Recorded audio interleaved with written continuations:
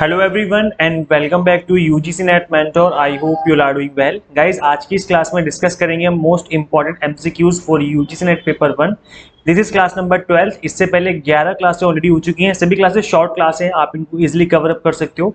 In complete classes की जो link है मैं आपको इसी वीडियो के डिस्क्रिप्शन बॉक्स में आपको अवेलेबल करवा दूंगा। इसका नाम है इंपॉर्टेंट एमसीक्यूज प्रैक्टिस सीरीज, जो अभी हम डिस्कस कर रहे हैं। तो आप इन सभी क्लासेस को देख लेना। इनको देखने के बाद आपकी अच्छे से प्रैक्टिस हो जाएगी एमसीक्यूज के थ्रू। तो चलिए कंटिन्यू करते हैं, डिस्कस करते हैं इस क्लास में। So guys, this is about me, जैसे कि आप सभी को पता होगा। और आप हमें इंस्टाग्राम पे फॉलो कर सकते हो यूजीसी नेट मेंटर के नाम से, और साथ ही साथ आप हमें टेलीग्राम ग्रुप पे ज्वाइन कर सकते हो। वहाँ पे भी मैं आपको टाइम टू टाइम अपडेट देता रहता हूँ। काफी सारे स्टूडेंट्स बोल रहे थे कि सर करंट अफेयर्स वगैरह करवा दीजिए आप। तो करंट अफेयर्स मैंने ऑलरेडी कवर करवा दिए हैं। आप इसी चैनल के प्लेलिस्ट सेक्शन में जाओ, प्लेलिस्ट में जाओगे ना, वहीं पे आपको करंट अफेयर्स दिख जाएंगे। तो आई थिंक उसमें 10-11 क्लासेस ऑलरेडी मैंने करवा दी, उनको कवर कर लेना। वहां से काफी इंपॉर्टेंट करंट अफेयर्स आपके एग्जाम में देखने को मिल सकते हैं। ओके, चलिए कंटिन्यू करते हैं, डिस्कस करते हैं। सो गाइस, फर्स्ट क्वेश्चन आपकी स्क्रीन पे आ चुका है। क्वेश्चन है, what are the characteristics of continuous and comprehensive evaluation. क्या बोला जा रहा है यहाँ पर, एक बार हिंदी में देख लेते हैं।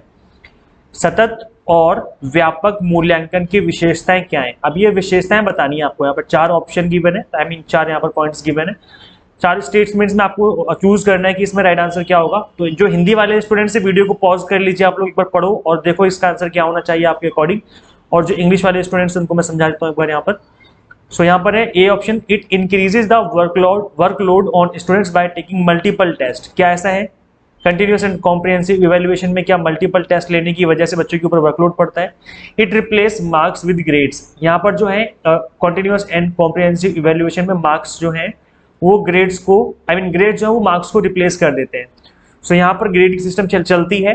And it evaluates every aspect of the student. यहाँ पर स्टूडेंट हर एक एस्पेक्ट को चेक किया जाता है। And it helps in reducing examination phobia. और ये जो है बच्चों के एग्जामिनेशन, जो डर होता है बच्चों को एग्जाम देने का कि हम पास हो जाएंगे फेल हो जाएंगे, उसको खत्म करता है। तो बताइएगा इसका राइट आंसर क्या होना चाहिए। देखिए यहाँ पर इस सिस्टम ने, मार्क्स वाले जो सिस्टम था उसने ग्रेड्स, आई मीन जो ग्रेड वाला सिस्टम है इसने मार्क्स वाले सिस्टम को रिप्लेस कर दिया। तो ये होगा, ये स्टूडेंट का हर एक एस्पेक्ट को चेक करता है बिकॉज ये कॉम्प्रिहेंसिव इवैल्यूएशन है, तो इसलिए ये भी होगा। देन इसके बाद it helps in reducing examination phobia. और इस वजह से, बिकॉज वो कॉन्टिन्यूअस है और कॉम्प्रिहेंसिव है, इस वजह से एग्जामिनेशन का जो फोबिया है वो भी खत्म हो जाता है। तो ये डी भी होगा। तो यहाँ पर आई थिंक BCD होनी चाहिए। Option number 4 will be the right answer. अब यहाँ पर गाइज जो स्टूडेंट्स का वर्कलोड है वो इंक्रीज नहीं होता मल्टीपल टेस्ट देने की वजह से। इसका जो है ये यहाँ पर ये ऑप्शन नहीं होगा, बिकॉज ये कंटिन्यूअस एंड कॉम्प्रिहेंसिव इवैल्यूएशन है। यहाँ पर आपके हर तरीके से आपका इवैल्यूएशन किया जाता है, ना सिर्फ आपके एग्जाम का, ना सिर्फ आपके टेस्ट लिए जाएंगे, बल्कि अदर चीजें भी आपकी देखी जाएंगी कि आपका एटीट्यूड कैसा है क्लास में, आप कितना इंटरेक्टिव हो। तो यहाँ पर मल्टीपल टेस्ट वाली बात नहीं हो रही, यहाँ पर एटीट्यूड की बात की जा रही है। बच्चे का एटीट्यूड कैसा है, बच्चा कितना इंटरेक्टिव है क्लास में। इसके अलावा उसकी अदर हैबिट्स क्या हैं, किस तरीके से वो क्लासेस में बिहेव करता है बाकी टीचर्स के साथ, इन सभी चीज़ों पे जो है ग्रेडिंग दी जाती है। तो यहाँ पर जो है इस तरीके से होता है। तो गाइस यहाँ पर राइट आंसर क्या हो जाएगा? Option number 4 BCD। अब एक बार समझ लेते हैं कि कॉन्टिन्यूअस एंड कॉम्प्रिहेंसिव इवैल्यूएशन होता क्या है। What is CCE? इसको CC कहेंगे हम। It was a process of assessment and mandated by the right to education act of India 2009। 2009 में जब राइट टू एजुकेशन एक्ट बना था इंडिया में, तब इसको मैंडेटरी कर दिया गया कि भाई सभी स्टूडेंट्स का अब कंटिन्यूअस एंड कॉम्प्रिहेंसिव इवैल्यूएशन किया जाएगा। So continuous and comprehensive evaluation refers to student evaluation system which covers all aspects of activities related to students' development. It emphasizes twofold objectives such as continuity of evaluation and assessment of learning outcomes in a comprehensive manner. तो यहाँ पर अगर हिंदी में बात करें तो निरंतर मूल्यांकन किया जाता है। परिणामों के मूल्यांकन और मूल्यांकन की निरंतरता जैसे 2 गुना उद्देश्यों पर जोर देता है। तो गाइज अगर आप एक बार मार्कशीट चेक करेंगे कुछ जो कि अभी स्कूल में पढ़ रहे हैं उन स्टूडेंट्स का, तो वहाँ पे चेक करना है कि उनको अलग अलग चीज़ों पे ग्रेडिंग सिस्टम दी जाती है। लाइक वो बच्चा कितना इंटरेक्टिव है क्लास में, उसका बिहेवियर कैसा है, प्लस उसने अपने जो यूनिट टेस्ट वगैरह होते हैं, जो वीकली टेस्ट होते हैं, उसमें कितना स्कोर किया है, प्लस उसने अपने फाइनल एग्जाम में कितना स्कोर किया है। तो इन सभी को जो है ग्रेडिंग दी जाती है। ऐसा नहीं कि वह फाइनल एग्जाम दिया पास फेल काम खत्म, ऐसा नहीं होता। अब स्कूलों में जो है ग्रेडिंग सिस्टम चलती है और आई मीन यहाँ पर कॉन्टिन्यूअस एंड कॉम्प्रिहेंसिव इवैल्यूएशन किया जाता है। तो इन चीज़ों पर फोकस किया जा रहा है जिसमें स्टूडेंट्स का कॉम्प्रिहेंसिव इवैल्यूएशन किया जाता है। आप यहाँ पे देख सकते हैं, मैंने एक एग्जांपल भी डाल दिया। यहाँ पर कॉन्टिन्यूअस का मतलब है कि पूरे साल ही चलेगा। लर्निंग वो कैसे कर रहा है, कितनी कर रहा है, क्लास के अंदर भी उन चीज़ों पर फोकस किया जाएगा। फॉर्मेटिव इवैल्यूएशन किया जाएगा लाइक विद इन क्लासरूम, जो स्टूडेंट्स के साथ जो स्टूडेंट्स क्विजेज वगैरह करवाते हैं। असेसमेंट एज लर्निंग, मतलब विद इन क्लास चलते चलते ही आपसे पूछा जा रहा है, आपको खड़ा कर दिया जाता है कि बेटा बताओ, तो वो इंटरेक्शन होता है टीचर के साथ आपका, तो वो फॉर्मेटिव इवैल्यूएशन कहलाएगा। क्विज वगैरह करवा दिए जाते हैं क्लास में। Assessment for learning, quality check करी जाएगी। सबमिटिव का मतलब है कि फाइनल एग्जाम आपका लिया जाएगा। तो यहाँ पर आप देख रहे हो लर्निंग, मतलब यहाँ पर वीकली टेस्ट वगैरह हो जाते हैं आपके, या फिर मंथली टेस्ट हो जाते हैं। फॉर्मेटिव का मतलब विद इन क्लास चल रहा है, क्विज वगैरह करवा दिए जाते हैं।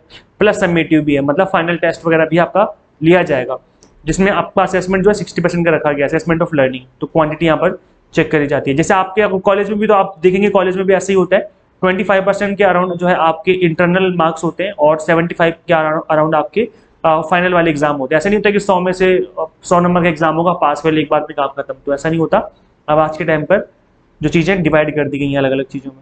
कॉम्प्रिहेंसिव का मतलब है स्कॉलिस्टिक टेस्ट, स्कॉलिस्टिक टेस्ट। तो यहाँ पर आपका हर एक जो तरीका है आपके लाइफ को जीने का एज ए स्टूडेंट, इन चीज़ों को चेक किया जाएगा। जैसे यहाँ पर है विजुअल आर्ट हो गया, वर्क लाइफ स्किल, स्पोर्ट्स में आप कैसे हो, एटीट्यूड कैसा है आपका, आपकी एक्टिविटीज़ कैसी हैं, आप जो करते हो स्कूल में या फिर कॉलेज में, तो इन सभी चीज़ों को यहाँ पर चेक किया जाता है। नेक्स्ट क्वेश्चन है what are required for good teaching. अच्छी टीचिंग के लिए क्या रिक्वायर्ड रहते हैं? Diagnosis, remedy, direction, feedback. 4 चीजें गिवन है। अच्छे टीचर आप कब कहलाओगे? जब आप डायग्नोज करोगे। डायग्नोज का मतलब होता है कि आइडेंटिफाई करना है कि आपके स्टूडेंट में क्या प्रॉब्लम क्या है, उसे समझ में क्यों नहीं आ रहा है, या फिर उसको पढ़ाई क्यों अच्छी नहीं लगती, जिसको आइडेंटिफाई करना क्या टीचर का काम है, ऑब्वियसली बात है टीचर का काम है, तो हाँ ये होगा। रेमेडी मतलब बच्चे को बताना कि बेटा आप इस तरीके से याद करो। जैसे मैं आपको बताता हूँ, आपको मैंने टाइम टेबल भी दे रखा है कैसे आपको पढ़ाई करनी है। अगर आपको नहीं पता तो सिंपली यूजीसी नेट यूट्यूब पे सर्च करो, यूजीसी नेट मेंटर लिख करके टाइम टेबल लिख देना, बस टाइम टेबल ये लिख दोगे तो मेरी वाली वो वाली वीडियो आ जाएगी। अगर आप यूजीसी नेट की तैयारी कर रहे हो या किसी भी गवर्नमेंट जॉब की तैयारी कर रहे हो, तो वो बहुत ही इंपॉर्टेंट मैंने टाइम टेबल दिया था। अब आपको लगता है कि टाइम टेबल, हम इतने छोटे बच्चे थोड़े हैं कि टाइम टेबल बना के पढ़ेंगे, नहीं, बस यहीं पे आप गलती करते हो भाई। टाइम टेबल बनाना बहुत जरूरी है। टाइम टेबल आपको डिसिप्लिन में रखता है, और टाइम टेबल ऐसा नहीं कि अगर 6 घंटे पढ़ने तो मतलब मर जाऊंगा लेकिन 6 घंटे पढ़ के रहूंगा, ऐसा नहीं होता भाई। 2 तरीके के टाइम टेबल होते हैं, फिक्स और एक फ्लेक्सिबल। तो फिक्स और फ्लेक्सिबल में आपको समझना पड़ेगा, बिकॉज अब आज के टाइम पर आप काफी बड़े हो चुके हो, आपके पास बहुत सारी जिम्मेदारियां हैं, तो आपको फ्लेक्सिबल टाइम टेबल की जरूरत है। फ्लेक्सिबल टाइम टेबल बनाओ और उसके अकॉर्डिंग काम करो, देखो कैसे नहीं आप अच्छा स्कोर करोगे। तो टाइम टेबल देख लेना, मैंने काफी डिटेल में इसके बारे में बात करी थी। यूजीसी नेट मेंटर आगे लिखना टाइम टेबल, यूट्यूब पर सर्च करोगे तो आ जाएगी वीडियो, काफी इंपॉर्टेंट वीडियो आपके लिए, चाहे गवर्नमेंट जॉब की तैयारी कर रहे हो चाहे नेट का एग्जाम दो, सभी के लिए वो टाइम टेबल काम करेगा। तो डायग्नोज भी होगा, रेमेडी भी होगा। स्टूडेंट को बताओ कि भाई क्या प्रॉब्लम है आपके साथ, और आप इस तरीके से पढ़ाई करोगे तो आप अच्छा स्कोर कर लोगे। तो रेमेडी दो बच्चे को, डायरेक्शन दो, उसको बताओ कि किस तरीके से वो याद करना चाहिए, कैसे सुबह उठ के याद करे, शाम को याद करे, कैसे याद करे। टिप्स एंड ट्रिक्स दो स्टूडेंट को। फीडबैक भी लेना चाहिए बच्चों से। तो चारों ऑप्शन ही सही ऑप्शन है, मतलब यहाँ पर गुड टीचिंग के लिए चारों चीजें अपनी करनी पड़ेंगी। So option number first will be the right answer of this question. I hope आपको समझ में आ गया। क्वेश्चन काफी इजी क्वेश्चन था ना। नेक्स्ट क्वेश्चन आपकी स्क्रीन पे, Which of the following statement is true in the context of the testing of a hypothesis? एक परिकल्पना के परीक्षण के संदर्भ में निम्नलिखित में से कौन सा कथन सत्य है? इट इज, अब देखिए यहाँ पर हाइपोथेसिस मैंने आपको बता रखा है पहले भी, नहीं पता तो मैं बता दूंगा थोड़ी देर में नेक्स्ट स्लाइड में। It is only the alternate hypothesis that can be tested. Guys देखिए 2 तरह के हाइपोथेसिस होते हैं, एक होती है ऑल्टरनेट हाइपोथेसिस और एक होती है नल हाइपोथेसिस। नल हाइपोथेसिस और एक होती है ऑल्टरनेट हाइपोथेसिस। तो ऐसी 2 तरह की हाइपोथेसिस होती हैं। जैसे एग्जांपल के तौर पे मैं आपको बता देता हूँ, जैसे मैं अगर एज ए डॉक्टर मैं रिसर्च कर रहा हूँ कि क्या पैरासीटामोल कोरोना पे असर करती है, नल हाइपोथेसिस बना दी मैंने। क्या पैरासीटामोल कोरोना पे असर नहीं करती, ऑल्टरनेट हाइपोथेसिस बना दी मैंने। अब इसमें कोई एक चीज सही होगी, एक चीज सही होगी, एक चीज गलत हो जाएगी। तो अगर मैंने अपने एक्सपेरिमेंट में ये प्रूव कर दिया कि पैरासीटामोल कोरोना पे असर करती है, जो कोविड-19 है, तो इसका मतलब क्या है कि ये वाली हाइपोथेसिस सही हो गई, तो दूसरी ऑटोमेटिकली गलत हो जाएगी, है ना। तो इस तरीके से गाइस हम अपने एक्सपेरिमेंट में कौन सी वाली हाइपोथेसिस को हम टेस्ट करते हैं, H0 को या फिर HA को, मतलब नल हाइपोथेसिस को या फिर ऑल्टरनेट हाइपोथेसिस को। तो गाइस ये आपका राइट आंसर होगा इसका। It is only the null hypothesis that can be tested. So guys option number second is the correct answer of this question, that is यह केवल शून्य परिकल्पना है जिसका परीक्षण किया जा सकता है, नल हाइपोथेसिस है, इसको नल हाइपोथेसिस कहते हैं। तो एक बार समझ लेते हैं इसको, तो उसको थोड़ा सा डिटेल में। सो null hypothesis is defined as the commonly accepted fact such as the sky is blue। तो null hypothesis होती क्या है, जो कि commonly accepted आपके फैक्ट होते हैं। जैसे sky blue है, तो मैं sky blue है, तो मैं यहाँ पर जो हमारे जो रिसर्चर है उनका एम ये रहेगा कि इसको रिजेक्ट करना, नलीफाई करना कि भाई बात गलत बोली जा रही है। तो अगर आप इस बात को रिजेक्ट कर दोगे तो जो ऑल्टरनेट हाइपोथेसिस है वो सही हो जाएगी। तो इस तरीके से जो है आपका होता है। यहाँ पर देखिए गाइस, मैंने यहाँ पर लिखा भी है, नल हाइपोथेसिस को हम H0 से आइडेंटिफाई करते हैं और ऑल्टरनेट हाइपोथेसिस को हम HA से आइडेंटिफाई करते हैं। तो ये गाइस होता है। और अगर देखिए रिसर्च मेथोलॉजी के अंदर जो टेस्ट वगैरह किए जाते हैं ना, जैसे आपका टी टेस्ट हो गया, जेड टेस्ट हो गया, एनोवा टेस्ट हो गया, तो इन टेस्ट से रिलेटेड भी क्वेश्चन आपके एग्जाम में बनते हैं और लास्ट ईयर क्वेश्चन बने भी थे। तो अगर आपको टेस्ट नहीं आते हैं और आपको टफ लगते हैं तो मेरी वीडियो देख लेना, यूट्यूब पे अवेलेबल, आपको सर्च करना है UGC net mentor, T test लिख देना ऐसे करके, टी टेस्ट या जेड टेस्ट लिख देना या एनोवा लिख देना, कुछ भी लिख देना, वो वाली वीडियो आ जाएगी।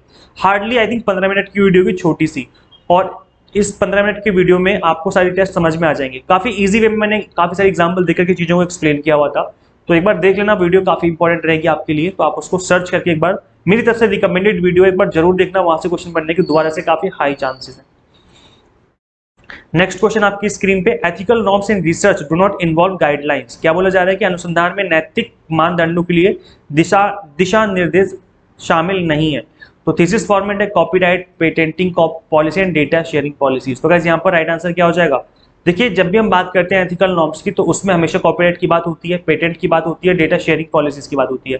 कभी भी उसके थीसिस फॉर्मेट की बात नहीं होती है। थीसिस फॉर्मेट जो है वो आपका यूनिवर्सिटी टू यूनिवर्सिटी थोड़ा सा वेरी कर सकता है, अलग अलग हो सकता है, हल्का फुल्का, वैसे तो कॉमन ही रहता है बट हल्का फुल्का अलग हो सकता है। तो यहाँ पर राइट आंसर क्या हो जाएगा? Option number first. So guys, मैंने इसको पहले भी बताया था आपको, इस वाली स्लाइड को एक बार दोबारा समझ लो कि रिसर्च एथिक्स में क्या क्या इंक्लूड होता है। ऑनेस्टी एंड इंटीग्रिटी, मतलब ईमानदारी से आपको रिसर्च करनी है, प्रोटेक्शन करना है आपको ह्यूमन को, अगर आप ह्यूमन सब्जेक्ट पे कर रहे हो स्टडी, लाइक अगर आप डॉक्टर हो तो आपको ह्यूमन पे अगर आप रिसर्च कर रहे हो तो उसको नुकसान ना पहुंचे ऐसे स्टडी करनी है। एनिमल पे अगर स्टडी कर रहे हो तो उसको ध्यान रखना है, उसकी केयर करनी है, उसके लाइफ को नुकसान ना पहुंचे। रिस्पॉन्सिबल पब्लिकेशन करना है, मतलब पब्लिश करने टाइम पे आपको पैसे नहीं देने, ब्राइब नहीं देना, आराम से पब्लिश करो जैसे नॉर्मल तरीके से होता है। कॉन्फिडेंशियलिटी आप बहुत मैटर करती है, जो भी आपने डेटा इकट्ठा किया है उसको कॉन्फिडेंशियल रहना चाहिए, मतलब डेटा जो है किन लोगों का है, उन लोगों का जो एज ए पहचान है, उनकी आइडेंटिटी वो आपकी कॉन्फिडेंशियल रहनी चाहिए। रिस्पेक्ट करना चाहिए हमें कॉपीराइट का और इंटेलेक्चुअल प्रॉपर्टी राइट्स का, मतलब जो भी पेटेंट है, कॉपीराइट, इनका हमें रिस्पेक्ट करना चाहिए, हमें कॉपी नहीं करना चाहिए किसी के सामान को। और ऑब्जेक्टिविटी का मतलब है बाइसनेस नहीं होनी चाहिए, आप बिल्कुल ही अनबाइस होकर के अपना जनरल तरीके से जो स्टडी करें वही आपका एथिकल तरीके से स्टडी कहलाएगी। तो ये चीज गाइस आपको याद रखनी है। Next question, in a classroom a communicator trust level is determined. कक्षा में एक संचारक का विश्वास स्तर किसके द्वारा निर्धारित किया जाता है? गाइस देखिए, this is the most important question. अब आपको लग रहा होगा कि अरे सर इतना इजी क्वेश्चन डाल दिया, इसका तो हमें भी पता है।